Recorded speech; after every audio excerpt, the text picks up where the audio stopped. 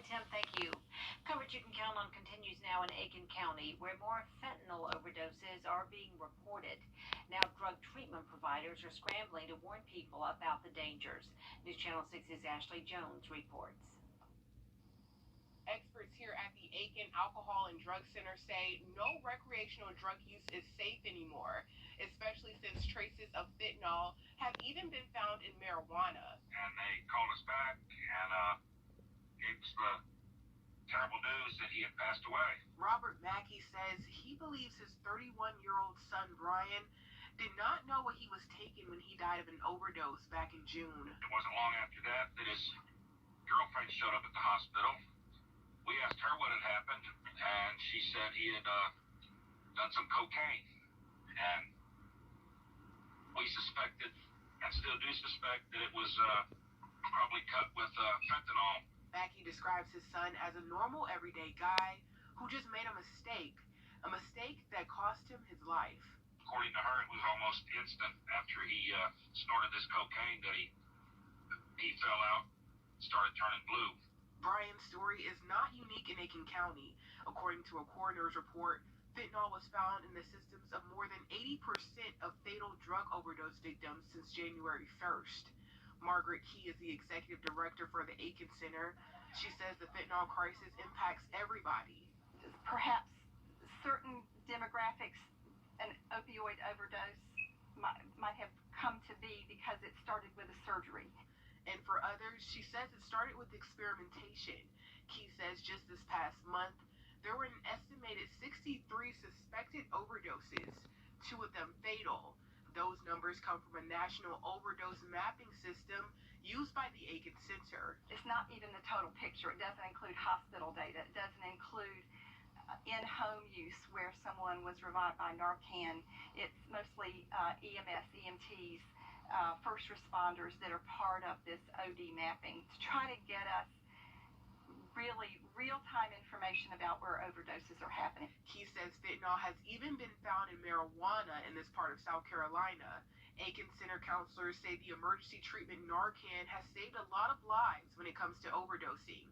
Now the center is continuing to raise awareness of the dangers of fentanyl and the importance of having Narcan on hand.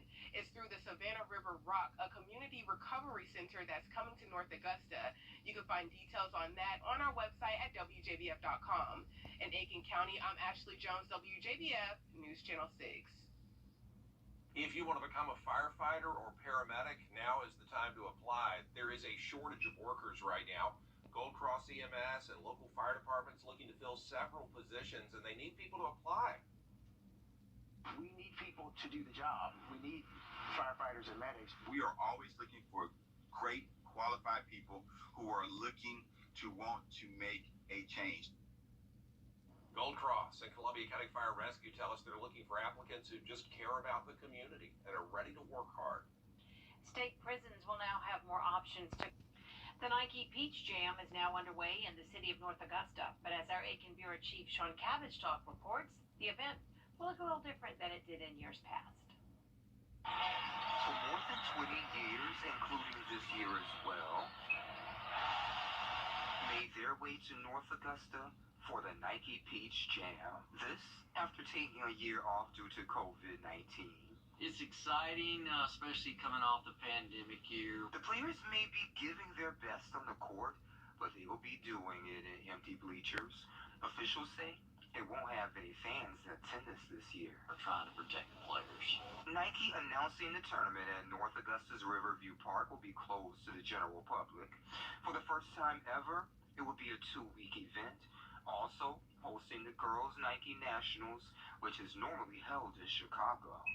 They wanted to try to create a bubble atmosphere, and with North Augusta area being a smaller community, than say Chicago, Illinois, and obviously that went hand in hand with no spectators. And 40 of the top boys teams competing for 24 spots.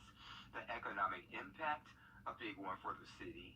There not only are all the hotels booked, there's people renting homes, and that's part of the economic impact that we're seeing. People in restaurants, people in hotels. In a month of July, when normally people in the North Augusta area are on vacation, just makes a big difference. Having it in South Carolina's riverfront city, mayor says, is just more convenient, and he's glad to have it back. I think what we offer is that it's the most important event going on in the community, whereas sometimes in a larger city, you know, they're just another event, and you have a small town atmosphere. In the North Augusta and the Augusta area, all the gyms are close by, makes it convenient for all the college coaches not to have to travel so much. In North Augusta, I'm Aiken Bureau Chief Sean Cabbage-Stock, WJBF News Channel 6. South Carolina lawmakers exploring change. Officials say they're still working out how much taxes would increase if voters approve the bonds. The trial of suspended Georgia Insurance Commissioner Jim Beck continued today. Prosecutors want jurors to conclude that Beck was running a $2 million scam to build money from who led the Georgia Underwriting Association to strong profits. A new driver's ed program in Columbia County allows teenagers to practice on a police training course. News Channel 6's Mary Calkins shows us. Sitting behind the wheel is a responsibility the Columbia County Sheriff's Office takes very seriously. I'm at their teen driver safety class where they're teaching students how to respond in dangerous situations when they're driving. Situations like how to regain control of the car when you're skidding out. Correcting yourself when you've lost control of the vehicle is known as CPR. Correct, pause, and recovery. Students got behind the wheel to try it out for themselves. You did really well. This is a new program, but instructors say it's one that can be the difference between life and death. But the fact of the matter is between the ages of 16 and 19, the number one killer is sitting in the driveway. More car accidents hurt these young people, and as a police officer, you know, responding to a call where you have to put a sheet over a child is probably the worst one you can go to. Lieutenant Canterbury says learning to be a good driver who avoids distractions and knows how to react in dangerous situations